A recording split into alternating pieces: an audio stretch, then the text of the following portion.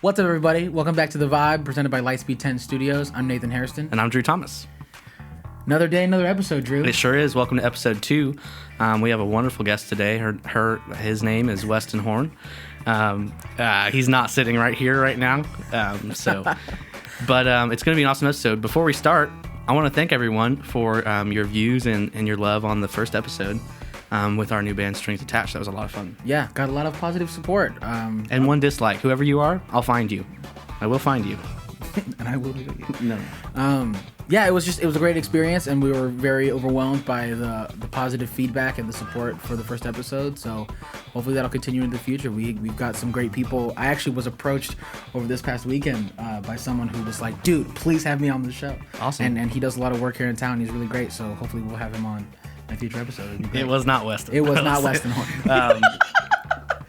No, but we're going to get into the podcast now. Thank you guys for watching and continue to share and stuff, and we hope we can do a lot more episodes for you. So Let's start. let's roll the intro.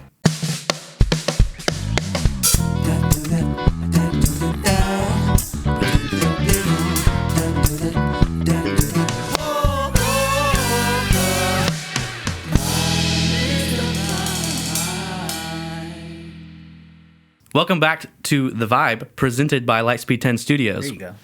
I got it right this time. He messed it up in the intro twice. Yeah, so did twice. very careful. Welcome to The Vibe. I don't know how to speak. I can't even read. This is just, I drew some pictures on this card. So, kind of just general images to get me Scribbled with through. a crayon. There's some finger paint. It's Yeah. Before we started the show, we actually had Drew outside with a table of shaving cream, and he was just rubbing it around. and some food coloring. Right. Well, I'd like to introduce our guest, Mr. Weston Horn from Weston Horn The Hush, which is a cool. They're all right. It's a good band. We don't know anything about them. They're all right. You might also recognize me. I played Opie in the popular television show Andy Griffith. Thank you. We were really back That's and a Ron forth. Howard reference. We were really everybody. back and forth whether we'd introduce him as Ron Howard, but thank you, Wes, for really taking that home. Yeah, I figure if I make the joke about myself, it's less hurtful than when you guys make the joke. True. Well, we're all about being hurtful here. Just kidding. You hurt yourself, they can't hurt you as much. Exactly. As Right. Well, Weston is a good a friend of ours. Acquaintance. Yeah. I did do that joke last podcast. We should probably not. People are just going to think we're mean. Well, Well, we've actually got, this episode is really special. We've got Josh, our audio engineer, in the back with a knob for when Nathan laughs. He's really riding that knob just ding, Dude, ding. I can't help it, man. It's okay. Before we started the show, they kept teasing me because You're a butterfly. Social butterfly. Things are funny, and I laugh way too loud, and I know it's obnoxious, and no, I like it. I like your laugh. I thought that you guys weren't going to bring it up. I did bring it up. Because you did just laugh. If I make a joke and you laugh that loud, it makes me feel really good. It does make me feel good. I don't know why they're giving me I know when crap. I'm with I love Nathan, it. I'm going to get some validation for my joke. Yeah. It's just funny, well, because, just a second ago, it was perfectly timed, and it was just great. So I can't help it. So don't Anyways. hate you, Josh. No, but Weston is a really good friend of ours. We've grown real close with him over the last, 8 years? 3.5, 4 years? 8 years. It feels like 8. I have that problem. No, it's been about 3.5 years with The Hush now. And Weston, we're so glad to have you here. Thank you so much. I loved the first episode. It was very, very professional. Thank you. Whenever you guys said you were doing a podcast, I was like, but it looks amazing. I love it. It's Thank very, you for the very doubt. professional. We appreciate that. Look at this. We have drinks as a guest Now let's here. cheers. Let's cheers. Cheers to Let me episode blow 2. on this hot coffee. Tink. Nice warm cup of Mountain Dew there.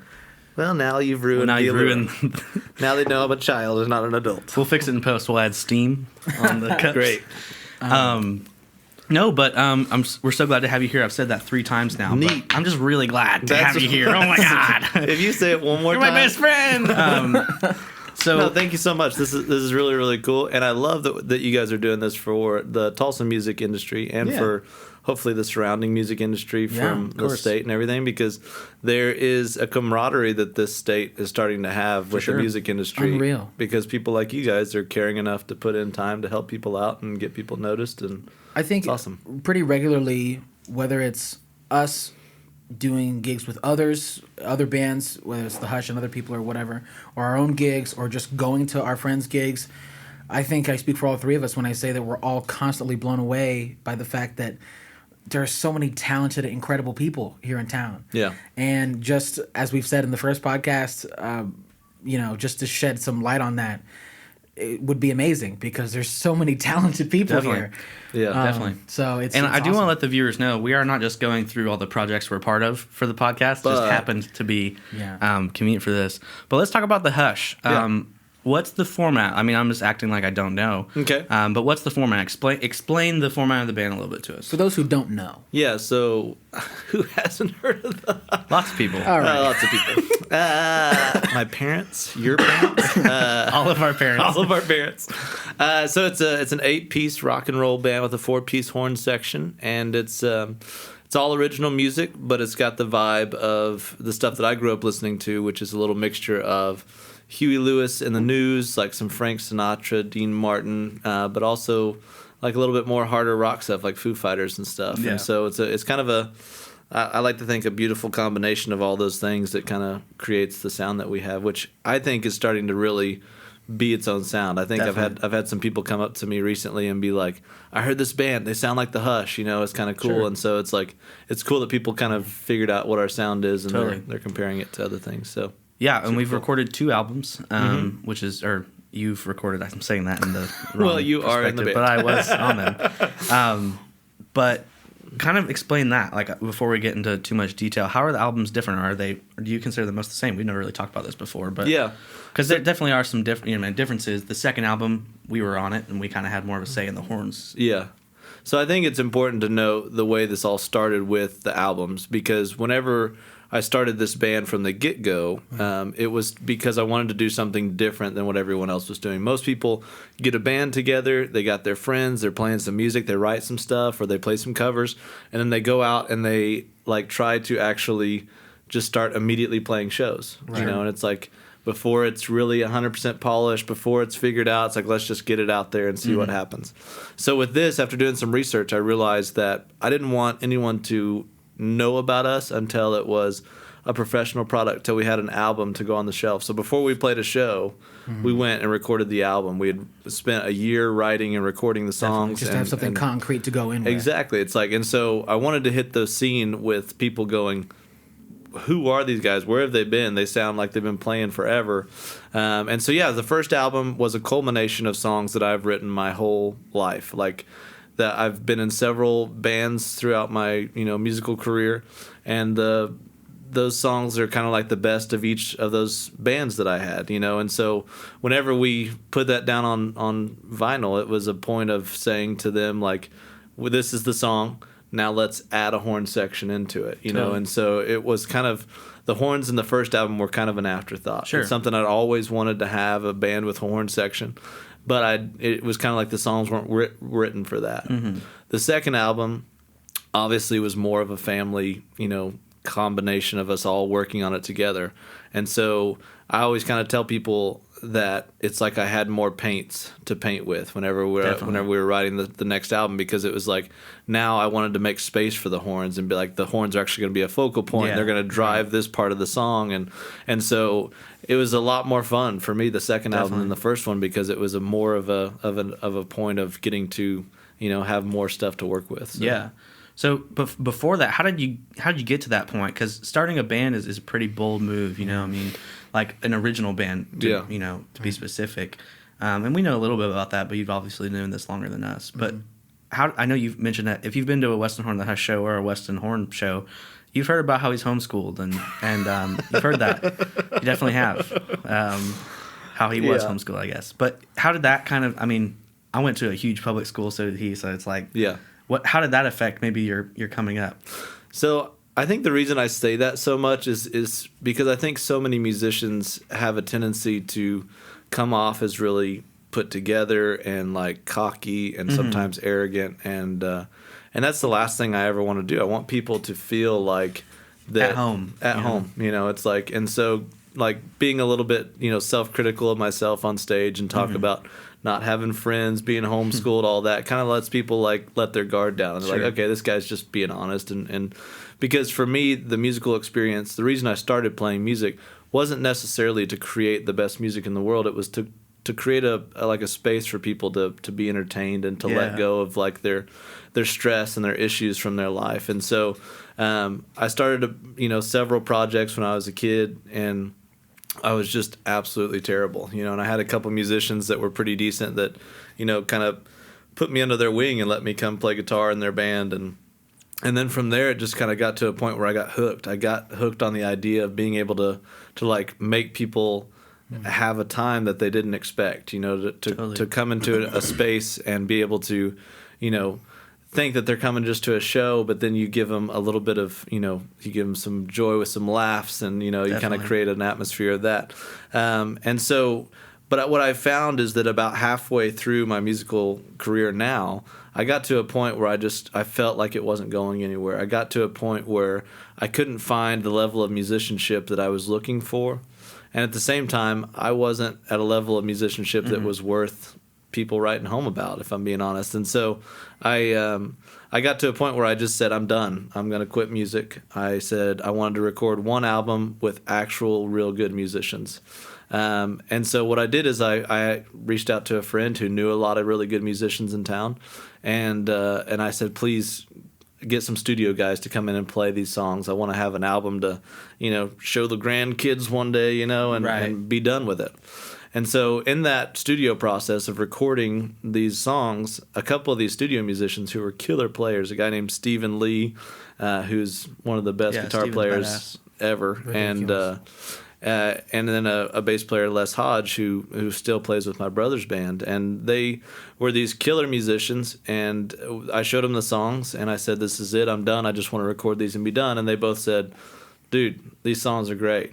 We'll play out with you with this stuff. It's great. And so they both jumped in a band with me, and that's what made me stopping music, I guess, and then decided to keep going. And then so from that band eventually fizzled out, even though we were doing really well. We were starting to get some pretty big shows. The drummer that we had at the time ended up going on tour with another band, and so the band kind of started to fall apart. And I just had fill-in musicians for a while trying to keep it going, but it just didn't work. And so I eventually stopped that band, and that's when I started realizing that if I wanted to do this for real, I had to get the best players in town. You had to get the Avengers. Exactly. I had to get Tony Stark in here. Yeah. And quick question: who's the Tony Stark in the Tony Stark? Obviously, is Barrett Lewis. Okay. He's got the body for it. He does. Big hole right here. Where his heart should be. Yes. Anyway, Jesus. So I ended up just going to all their shows individually and just like buying them alcohol, being like, man, you're great. This is fantastic. Hang out with me, please. Hang out with me. And anyways, through that, just kind of became friends with all the people that I really wanted to have in a band. And then I just sort of started lying to them individually. I just was like, hey, I ended up going to Matt Donaldson first, owns Drum World, the great drummer. And I was like, hey, I want to start this project. And he said, yeah, man, I'm in. He had never heard the songs. He just said, your character, your personality, definitely. I'm in. It was funny. The first time I showed him a song, he goes, oh, thank God. He was like, I said I was in, but I didn't know if you were any good or not. And he was like, I kind of was hoping that it was at least somewhat good. And he's like, and these songs were great. So, but then I started, talking to these other people like, hey, Steve Snyder, Barrett, Lewis. So I was like, this other guy's in the band and he's really good. And I know you don't know me, but, he's in the band and he's good. And so that kind of led everybody to start jumping in. And then at that point, I, found the Harney boards, the horn section of all horn sections, and then it just was all, that was 4 years ago. So amazing. Yeah. That was a beautiful tale of our life. And that's it. That's all she wrote. And thank you so much for joining us, guys. We're gonna go ahead and cut it off now. Wes, I'm kind of interested to know, as you kind of have talked about, there's been a couple different iterations of like the group. The songs have remained the same, but the personnel not as much. Yeah. And so I'm curious, how do you not give up? Yeah. When you're going through that kind of change constantly. I know, you're a very passionate person, but you could have passion in spades and still be like, man, it's not coming together. So how did you get from fighting to keep it together? You said you're using a lot of fill-in guys to getting the group that we have now. How did you kind of bring yourself to persevere through that? So I think it goes towards a couple things. The first is that you have to decide that this is what you want with your life. And I think that there's a lot of musicians that get involved, and I know a lot of musicians who are 1,000 times better players than I am.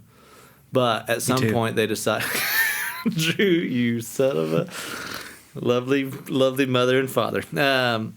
There's there's a lot of musicians that get beat down by this industry because this industry is absolutely brutal. There's like a famous quote about how it's like, you know, you're going to have people stabbing you in your back. You're going to have people that are trying to make sure that you don't succeed so they can. You're going to have a lot of people that are trying to take your creativity, steal from you. And then there's also a bad side to the music industry. Like, that's the joke, you know. And so it's absolutely true. There's a lot of backbiting, and people, you know, there's this philosophy of, like, you know, a piece of pie, to where it's like, if that person gets famous, they take a little bit of a chance of me getting famous, to the point of, like, there's only so much, you know, of us going to the top. Around, right? Yeah, and so, which is absolutely wrong. It's like, we can, and I think the Tulsa music industry is really starting to see that we can actually help each other out, and that's going to really help us, you know, grow together. That's instead the of whole premise of why we wanted to do this podcast. Yeah. So like I said, so you get to this point where you have to decide, like, this is what I want to do, because a lot of people that are great musicians eventually give up because it's not 100% what they want to do. Okay.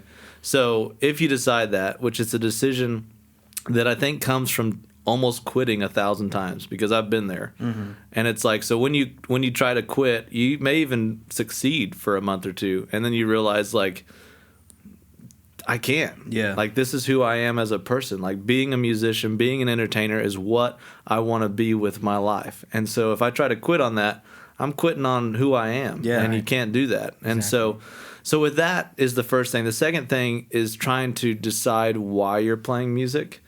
And I think for me, that was been the biggest change in my life, was that there was a time at which I was trying to be like, this is going to be something to where we are playing with Bruno Mars. We're going to be, you know, dancing with Taylor Swift at big swanky parties, and like do all these things. And then I wish, like, still working on it. It's not a goal, but no, no, it's about the idea of, really, you know, and Steve Steiner said it to me one time, and he said it at a band meeting we were all at, and he was like, if you're focused on the destination, you're going to miss the whole point. And if you realize that, and that's the big realization that came to me about why I wanted to play music. The reason I want to play music is because I want to take people out of their stress, like I said, like out of the elements of worrying about their financial issues, or their job sucks, or their marriage is falling apart, or whatever stress is in their life. If they can come to a show and let that go for an hour and a half, 2 hours, and laugh and relax and enjoy some music, like, that is what I want to do. So whether that's to 5 people, which I've played 150 shows to 5 people, or whether that's to like 3,000 or 4,000, which we've done with the Hush, it's like, it doesn't matter to me as long as the heart is that I want to give people a great experience. And that's why the Hush has been kept together. That's why the members have stayed together for as long as we have, is because of the fact that there's the vision of, we want to do this to help people, to create that atmosphere. And if you can create that unified vision that everybody buys into, then you find the right people. Then you find that it's not just, I'm hiring this person to play a gig. It's like, I've got a family member who wants to be a part of this because they see what it's about, you know? Right. So I don't know if that 100% answers the question. I don't know if that's the same for every other band, but for us, it should be. Honestly. It should be, I think. You know, we've been in a bunch of bands too, like Multiphonic Funk, for example. That became so much better once we realized that it was about, you know, a mutual kind of like, oh, we're doing this for a reason. Same, you know, we have a lot of similar, you know, philosophies on that. I think we're going to wrap up here in the next few minutes. But I want to ask you, what's next for the Hush? What's on the docket? What, you know, how many more albums are we going to record this year? Well, this year, I don't know. But I will say that there is no end in sight. You said a long time ago, I don't know if it was in some interview that we did with the Hush or I what. I love being quoted. Please. Yeah, this is important, folks, so tune in. You said that this is my ride or die, and so, and it goes back to this is what I want to do. It's who I am as a person. So there is no end in sight. For us and the Hush, it will always go on because I want to play music till we're old and gray. Like, this is it for me. Right. And this band is special. Like, this band has had a lot of people jump on board, and you guys have been in enough, bands to know that sometimes you write music, you create content, and you put it out there, and people just go, Yeah.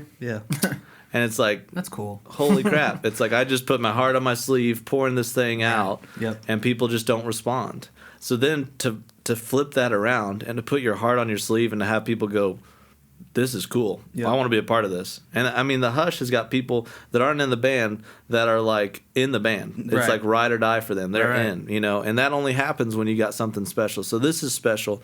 What's next for the Hush? We're starting to get more shows out of state because we're trying to get outside of Tulsa a little bit more, obviously. But something that we've done recently is we were only focused on that. We were only focused about playing out of state and getting a following outside of Tulsa. And I think that we've decided as a band that really what we want to do is make sure that Tulsa knows we're still here. Yep. So you will see a lot more Hush shows in Tulsa again. We did that a ton for a year and a half. Oh, yeah. And then we kind of got away from that, trying to focus on stuff out of town. But we're going to come back because there's nothing better than playing for your family and your friends in town. And I'm really excited to, I know we're hosting, but we're also in the band. Yeah. I'm really excited to be playing around town. Again. Yeah. I really love doing that. It's always a good time. So you're going to start to see a lot more Hush driven shows. We'll probably not have as many of us jumping on, another show unless, we get a Kane show or a Brady show where we're supporting like a major artist. But what you'll probably see more of is us creating our own shows, renting out a venue and having people come and kind of creating we've done several times of like an evening of kind of entertainment and create that atmosphere and new color jackets. Who knows? Yeah. Who knows? Crazy. Maybe we'll all get like matching shoes finally, sunglasses. I usually don't wear shoes when we play. You don't wear shoes? Never noticed. Gross. I'm kidding. We're going to roll it over to the song part of the podcast here soon. Yep. Before we do that, though, Wes, I'd love for you to tell us what you're playing and a little bit about them as well. Yeah. So the first song that I'm going to do is a song that we do with the Hush, which is a song called Respect, which the way I write songs is always a bit of I take an experience or a couple experiences that I have in my life, and I sort of just take them to the nth degree. I always joke about how it's like if you met a girl and you were like, I'm going to write a song about you, and you're like, girl, you got the third best eyes I've ever seen. Like, it's like, that song doesn't sell. It's like I saw a girl the other day, had a little bit better eyes than you, but your eyes are pretty decent. They're it's still like, good. They're still really good. good. You're moderately beautiful. It's like that song to me doesn't sound real. And it also doesn't really create the moment that most of us feel when you fall in love. It's like all of a sudden this woman is the best in every way that you can imagine. So I do that with all my songs, whether it's about a girl or not. It's about like creating like a moment and then amplifying it to 12. So the song Respect was written about a couple different things. One was whenever I was at my day job, which I run a PI and security firm during the day, I had a guy that was like a salesman, and I'm the VP of the company. There's a couple owners that own it, but I handle all the stuff that goes on there. And so they had this guy that came in and he was like, I need to talk to the owners. And I was like, sir, I'm the one that handles everything. You need to talk to me. And he actually like pushed past me to get to the owners who were in that day. Like literally pushed past you? Yeah, like was like, I just need to talk to them. And anyway, so he started talking to them, and the owners were like, you done screwed up. Like that guy that you just pushed past runs this thing, and so you need to get out right now. And they just kicked him out of the office, and it was like this moment of like, I can't get any respect on my name. Exactly. Like, you don't know who you just messed with, kind of thing. And so that was the initial part of like, the chorus is I can't get respect. That's kind of the main vibe of it.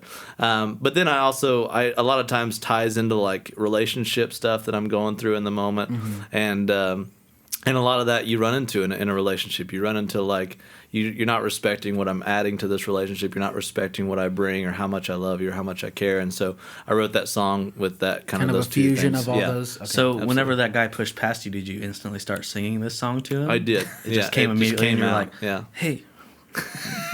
You start singing out. Okay. Yeah. You're gonna regret this, but I'm writing a song about you tonight. Me and Weston are actually collaborating, me and his company, to find the person who disliked the last podcast. Yeah.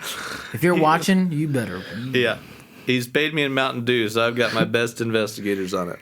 And I don't think I've really fully heard. Oh, you played it for us once, but what's the second song you'll be playing for us? The second song is very new, and I have not named it yet. Well, we need to figure that out.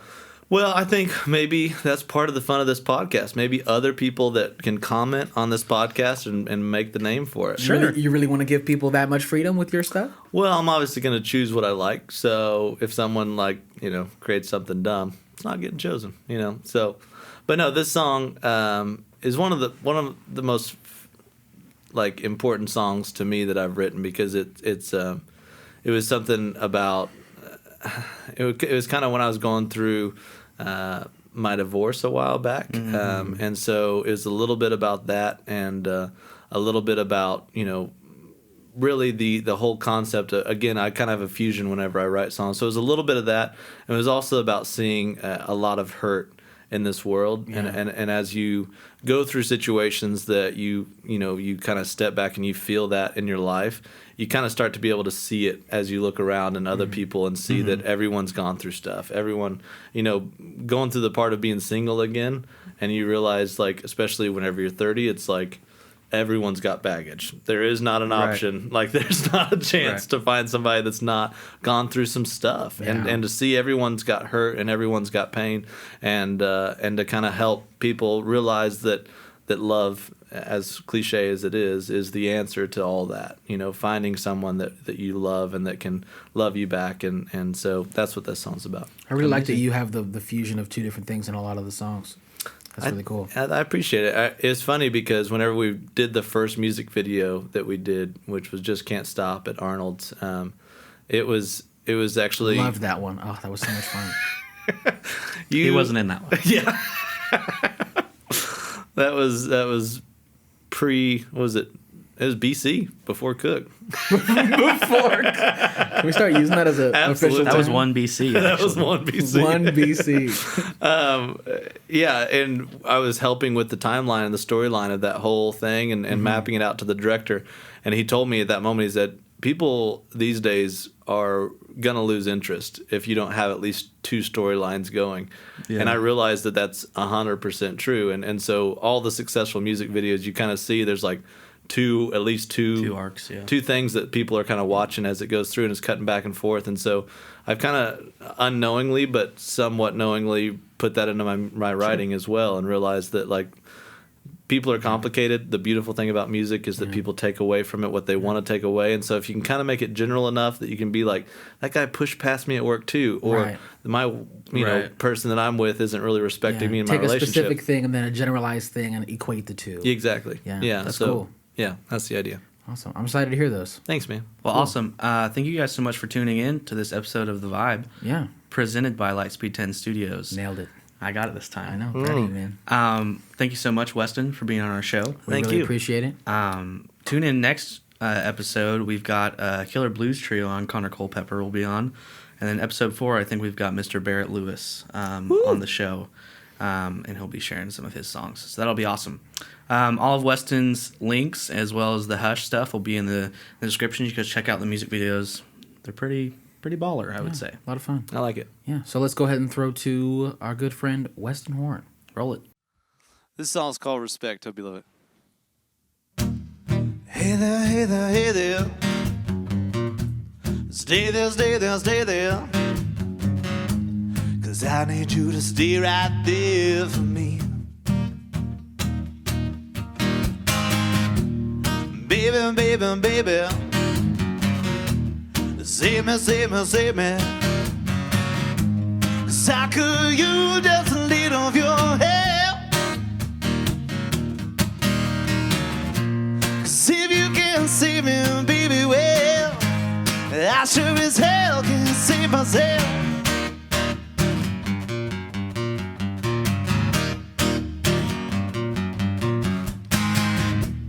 Maybe, maybe, maybe what you gave me, maybe you will and maybe you won't.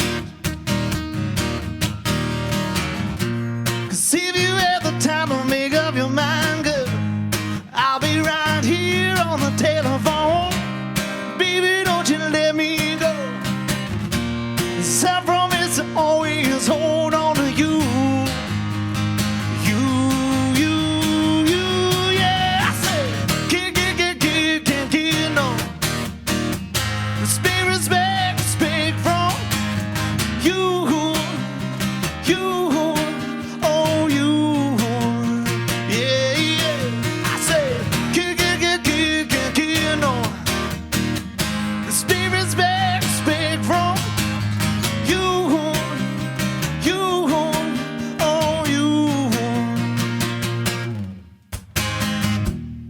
Lady, lady, lady,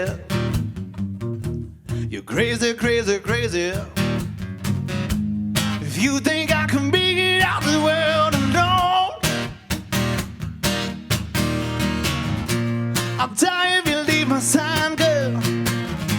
'Cause I went and made your heart my home.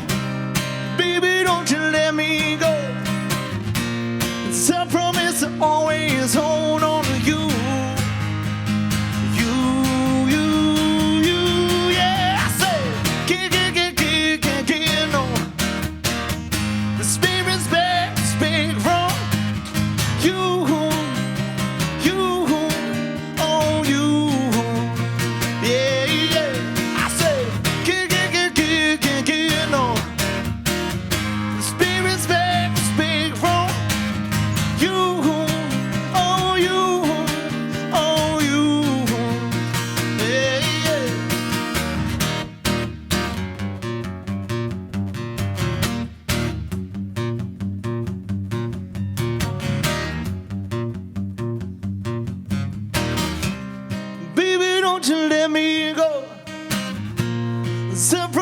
Always hold on to you. Baby, don't you let me go. I promise to always hold on to you. Yeah. I say, get on. The spirit's back, speak from you.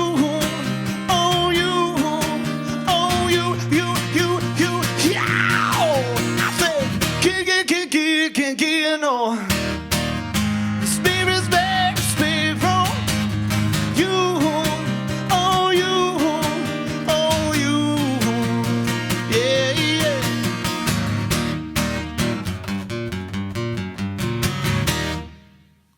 Thank you so much.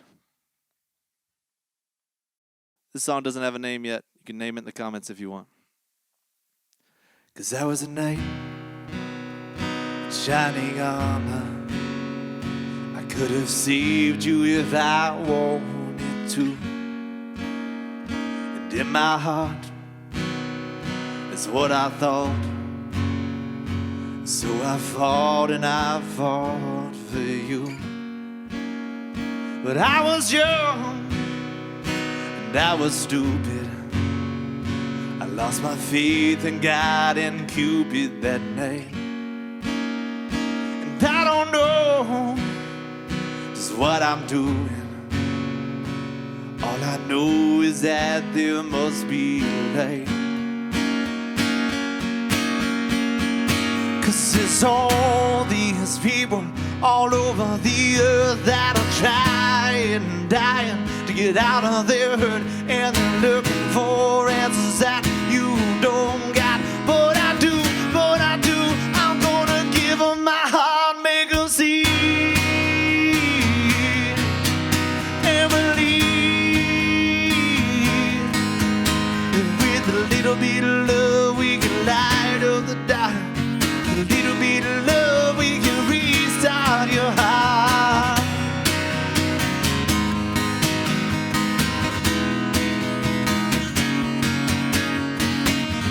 Cupid's bow and I shot all his arrows straight into my heart. 'Cause I was trying to feel something real. I was trying to give love a little kickstart. 'Cause I was down in this hole and it's so damn cold. All my heart's ever known is down. But all of a sudden my soul found a foothold, and I started to climb my way out. 'Cause there's all these people all over the earth that are trying, dying to get out of their hurt, and they're looking for answers that you don't got. But I do, I'm gonna give them my heart, make them see and believe that with a little bit of love we can light up the dark. A little bit of love we can restart your heart.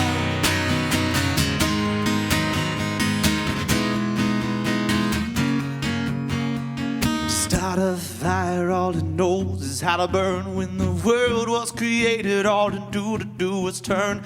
Just like you and I, we were born to show love, and even after we die, the love remains above. And I believe that love can make the world go round. Oh, and I believe that love can make the lost found. Oh, and I believe that long after we're gone, love is on, love is on, love is on. Make us see and believe that with a little bit of love we can light up the dark. A little bit of love we can restart. A little bit of love we can restart your heart.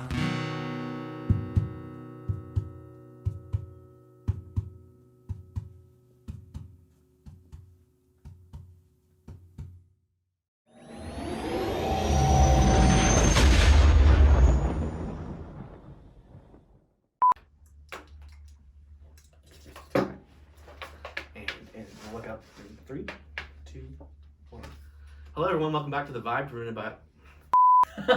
prevented by Lightspeed 10 Studios. Presented by Lightspeed 10 Studios. Okay, back to this, and Oh, we're gonna redo it? yeah, we're gonna. I'm not gonna leave that in. I thought it was funny. Okay, and 3, 2, 1. Hello everybody, and why did I do that? I'm sorry. Hey, I'm sorry. We'll get it this time. Killing me.